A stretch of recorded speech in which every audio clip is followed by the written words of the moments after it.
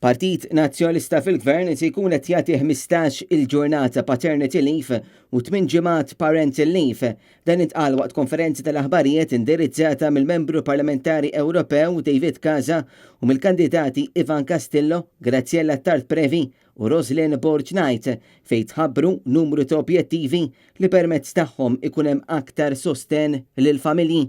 Aħna imma nemmnu li għal-ġid tal-familja kollha il-missier għandu jingħata ferm aktar minn hekk. Fil-fatt, Gvern ġdid nazzjonalista ser jassigura li kull missier jingħata 15 il-ġurnata ta' leave apposta, jiġifieri 3 ġimgħat. U ta' dawn jitħallas b'mod sħiħ. Ġranet ta' leave li jittieħdu mat-twelid tat-tarbija.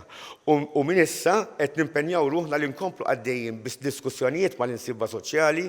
Il-proposta tinkludi 8 ġimgħat ta' parental leave offrut lil kull ġenitur u mħallas mill-istat suġġett għal massimu stabilit u li dan il-parental leave irid jittieħed qabel ma t-tifel jew tifla jalqu 8 snin.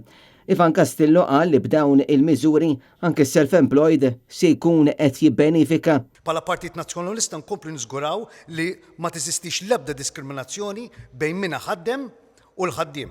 Li kull familja Maltija tkun tista' tibbenefika mill-proposti li qed inniedu hawnhekk illum. Graziella Tart-Previ min-naħa tagħha qalet li llum il-familja Maltija qed bagħti f'diversi aspetti u għalhekk li l-Partit Nazzjonalista ħejja dawn il-proposti. Il-miżuri li qegħdin inħabbru illum mhux biss jenfasizzaw ugwaljanza, iżda huma miżuri li fit-tul sejrin waslu għal bidla soċjali meħtieġa li tirrifletti mhux biss ir-realtà tal-mara moderna, iżda fuq kollox ir-realtà tal-familja moderna. Roslyn Borg-Knight spjegat kif il-Partit Nazzjonalista ħadem fuq dawn il-proposti wara li ltaqgħu tkellem ma' nies li qed jaffaċċjaw jew affaċċjaw diffikultajiet meta kienu jew għadhom qed irabbu. Għall-konsultazzjoni għalkemm ilna nikkonsultaw ħadd kompli, għalfejn se tkompli.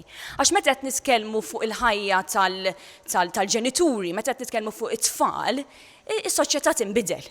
Is-soċjetà tiżviluppa u aħna bħala partit irridu nkunu hemmhekk dejjem up to date għal dak li hemm bżonn li jsir għall-familja. L-objettivi mħabbra mill-Partit Nazzjonalista huma dawn: estensjoni tal-paternity leave ħlas li żewġ ġenituri waqt il-perjodu tal-parental leave, għajnuna lil ġenituri self-employed, jinżamm il-kuntatt, id-dritt biex jintalab temporary flexibility għal ħaddiema fis-settur privat, id-dritt għal talba l spatial flexibility li tippermetti lil ħaddiema jaħdmu b'sistema hybrid, skema ta' appoġġ finanzjarju għas-servizzi ta' min jieħu ħsieb l-ulied għal ġenituri, tax rebates lil min ħaddem, il-parental bereavement leave u kif ukoll protezzjoni għal mara tqila fuq il-post tax-xogħol.